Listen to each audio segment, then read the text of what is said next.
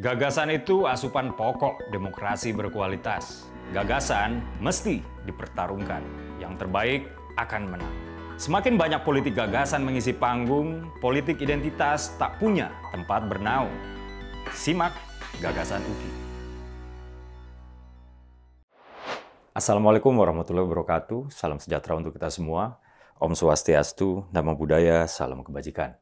Teman-teman, debat cawapres yang lalu masih diperbincangkan banyak orang.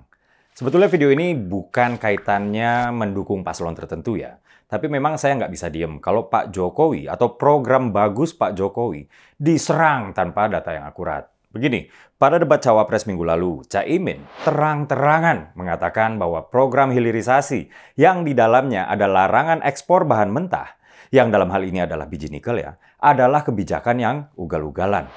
Dikutip dari CNN Indonesia, Caimin bilang program tersebut kerap merusak lingkungan dan didominasi tenaga kerja asing.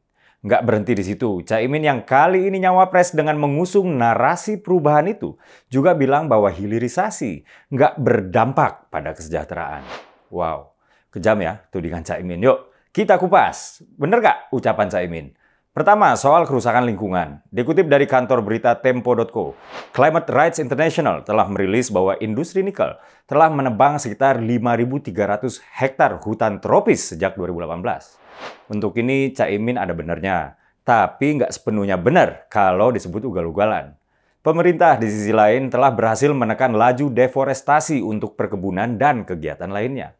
Mengutip World Resource Institute dari 2020 hingga 2022, Indonesia berhasil menekan rata-rata kehilangan hutan primer sebesar 64% dibandingkan tahun 2015 sampai 2017. Pengurangan yang sangat signifikan dan terus berlanjut. Kita sedang membicarakan pengurangan kehilangan hutan primer sebanyak 500 sampai 600 ribuan hektar. Tentu ini berita baik. Sementara terkait kontribusi industri nikel, kita sedang membicarakan 5 ribuan hektar. 600 ribu udah berhasil ditekan, tapi 5 ribu yang diributkan. Padahal yang 5 ribu ini untuk kedaulatan hasil bumi NKRI.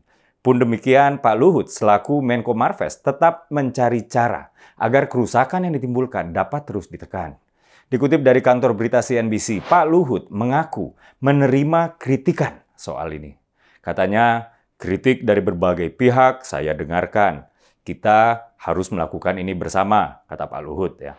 Jadi kalau kita bersikap adil terkait kerusakan lingkungan yang disebabkan oleh industri nikel, ya memang ada. Tapi ini disubstitusikan dengan pengurangan-pengurangan di sektor perkebunan dan industri lain, sehingga laju deforestasi di Indonesia tetap turun drastis. Itu pun kita yang baru memulai program hilirisasi ini terus mencari cara agar kerusakan lingkungan dari industri nikel dapat terus ditekan tanpa kita mengurangi upaya menjaga kedaulatan hasil perut bumi NKRI. Lalu kedua, industri nikel didominasi oleh tenaga asing. Nah, ini Caimin ngaco. Dikutip dari kantor berita Antara, berdasarkan data Kementerian SDM, tenaga kerja asing di sektor pertambangan hanya sekitar 2,1% dari seluruh 250 ribuan pekerja. Spesifik di IUP, olah murni mineral atau smelter, tenaga kerja asing ada 2.200-an orang dari total 21 ribuan orang pekerja. Artinya, tenaga kerja asing di komponen subsektor ini cuma 10,5%. Hal serupa juga pernah dilontarkan oleh Pak Luhut yang bilang tenaga kerja asing itu cuma 10-15% dan akan terus berkurang dengan dimasifkannya program transfer ilmu agar kelak hilirisasi dapat sepenuhnya diolah oleh anak bangsa. Artinya, Caimin yang bilang hilirisasi didominasi tenaga kerja asing, ngawur total. Dominasi itu kan artinya disesaki, dipenuhi setidaknya lebih dari separuh. Ketiga, Caimin bilang hilirisasi nggak berdampak pada kesejahteraan. Apa betul? Pertama, jumlah tenaga kerja Indonesia yang tercatat bekerja di bidang olah murni mineral itu adalah 19 ribuan orang.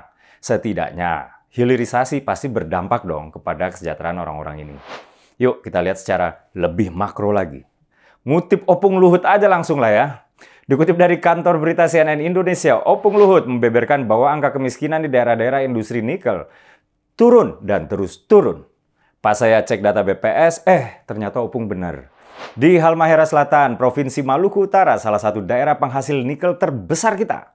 Angka kemiskinan awalnya naik ya dari 4,1% pada 2017 jadi 5,3% pada 2019, terus jadi 5,21% pada 2020. Dampak sosial hilirisasi mulai terasa pada 2021, 2 tahun sejak Pak Jokowi memulai hilirisasi. Kemiskinan kemudian turun menjadi 5,19% pada 2021 dan terus turun hingga tembus 4%-an pada 2022. Sementara di Kabupaten Morowali sama, jumlah orang miskin juga berkurang ya. Dari 17 ribuan jiwa pada 2018 menjadi 15 ribuan jiwa pada tahun 2022. Memang diperlukan penelitian yang lebih mendalam apakah pengurangan angka kemiskinan di Halmahera Selatan atau pengurangan jumlah orang miskin di Morowali disebabkan oleh hilirisasi.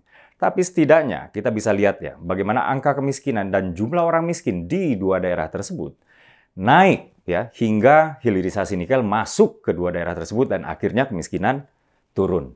Kesimpulan saya bahwa Caimin bilang hilirisasi nggak bawa kesejahteraan, Caimin ngawur, blas. Jadi overall Caimin banyak ngawurnya daripada benernya. Saya Dedek Prayudi. Wassalamualaikum warahmatullahi wabarakatuh.